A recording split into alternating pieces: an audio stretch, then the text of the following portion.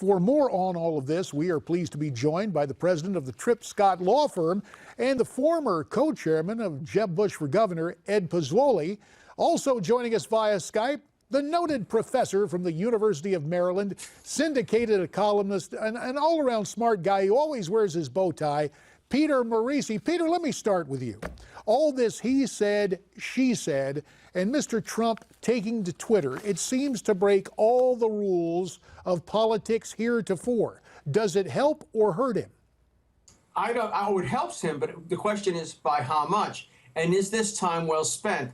I think it would be better if he had effective Twitter surrogates that were hammering this, and so that it stayed in the news, but he was using his airtime to say more positive things about why he wants to be president and what he's going to do with the presidency. When he gets involved with, Hillary's a bad character, she turns that right around on him because he's got plenty that he would prefer he had not said directly himself. So that I think that Newt Gingrich on this one is right. Taking the high road would serve Trump's interest. But this is what a running mate's supposed to do. This is what surrogates are supposed to do. They're supposed to keep that in the news cycle and keep Hillary worried about it. 1-877-NEWSMAX, 1-877-639-7629. Ed, as Pete just mentioned, typically this was the province of running mates and surrogates, and yet Trump takes all this on in the Twitter sphere when there's enough information by most conservative standards to make life rough for Hillary on, quote, the issues, end quote. Your response to that, Ed? Yeah, we need to stay focused, and I think Trump would be best served to talk about where he wants to take the country, one, and two, if he's going to attack Hillary, there's plenty of there. It's a target-rich environment. Talk about the emails, the Fifth Amendment of 4 or 5 of her associates. Go through that, about the whitewash that's occurred in the FBI investigation, about how she put in danger our country's secrets using this private email system. I think that's had real traction, and you've seen that impact numbers. He needs to stick with that and then talk about specific things. When he stayed on policy, JD, he did well and gain traction in the polls. And it is precisely that policy and something you just touched on, Ed, that we want to follow up on, specifically a National Review video reviewing some startling new information about Mrs. Clinton and President Obama's interaction while she was Secretary of State. Take a look at this, then we'll get your reaction.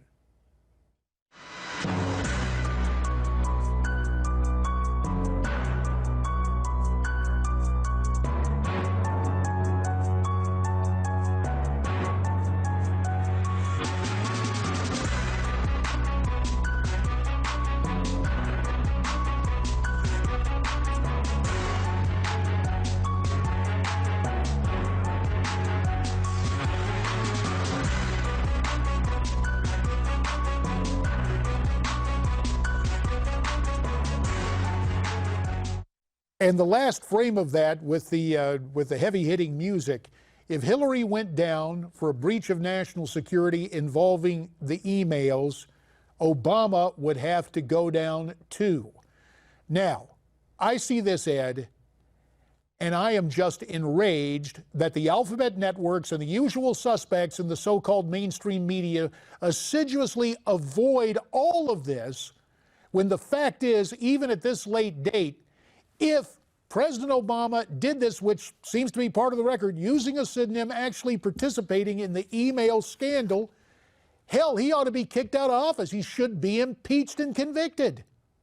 Yeah, I don't know if that rises to the level of impeachment, but it clearly... It's treason, is it not? But but hear me out, JD. What it clearly shows is a motive as to why the Justice Department under Obama and the FBI under Obama kind of whitewashed the investigation. It provides the hook as to why Obama pushed this down and said this can't go any further. It clearly ties this together. That's the danger here. I don't know where it would lead and whether or not that's an impeachable defense, but I would say this. You have corruption at the highest level with Hillary Clinton participating in it, and she wants to be president. That should send shivers up everyone's spine today.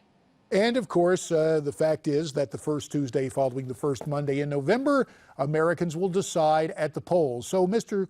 Obama skates unscathed. He's got still some months to continue to do damage to our national security, and yet we are ready to elect a new president. The rationale put forth by National Review on that video, Peter Morici, do you buy it? And should Americans just kind of accept it and go along as the mainstream media seems to go along? Nothing to see here. Why, Dick Nixon's the evil guy, and these guys are sweetness and light. Well, Americans don't have much choice in what they go along with right now. We can say it's an impeachable offense if we choose. After all, it's in the mind of Congress to define what is high crimes and misdemeanors. We don't have a lot of case law. But what's really important is not whether the House impeaches him, but whether the Senate would convict him. And with 47 Democratic senators, that's just not going to happen for something at this level, this late in his term. Oh, sure. The clock is running out, Peter. You're absolutely right. And look, it's just, but the extent of what this means to our national security, let me just rephrase it. That's something else. It is That's something else horribly serious. It is a serious breach that our enemies may have picked up on. Listen, maybe, Pete, it's because you teach there at the University of Maryland, but we've got a call from Belcamp, Maryland. Mark is on the line. Mark, welcome to America Talks Live. Hey, hello, Steve. How are you? Doing great, although it's JD, not Steve right now, but go right ahead, Mark. Oh, excuse me, JD. Hey, JD, I have a question for you, since you were probably part of this. This is dealing with the Miss Universe, Clinton, and apparently back in the 90s, if I remember correctly, the women that were having an affair with Bill Clinton in the office, if they went to the news or attempted to, Hillary formed what she called was the bimbo squad and would send out her people to put down these bimbo eruptions. Have you ever heard of that? Could you elaborate on that? The term bimbo eruption is part of history that is not exactly proud. Let me leave it to the lawyer on our panel, Ed Pozzuoli, to reminisce about that. And you only have about 30 seconds for this, Ed. Go ahead, sir. Here's the bottom line. Hillary Clinton actively took part in the defense of her husband and effectively destroyed several of these women who were victims of Bill Clinton's advances and actions. Today, we'd call it sexual predators. This is the biggest issue about her. On one hand, saying she fights for women. On the other hand, she destroys women who try to stand up and raise their hand and say they were victims of a sexual advances of her husband. Flat out wrong and legally cannot stand. I mean, look, hypocrisy, this is hypocrisy at its top end. And unfortunately, time has us by the neck here. Gentlemen, stand by. We're going to bring you back. Also, meet a candidate for Congress from Minnesota as we continue.